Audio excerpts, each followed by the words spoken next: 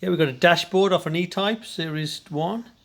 We're going to do repair on the dashboard. It's got a crack there, look. And there we are, we're mixing some filler fibre, it's called light glass fibre polyester. You can use anything like that with some hardener. We mix it up. I'm going to get this hole filled up. Give it a light sand.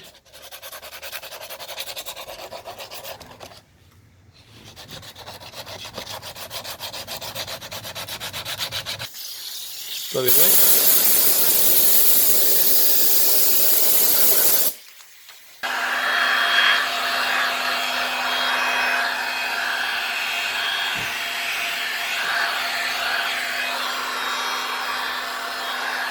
Help it dry down.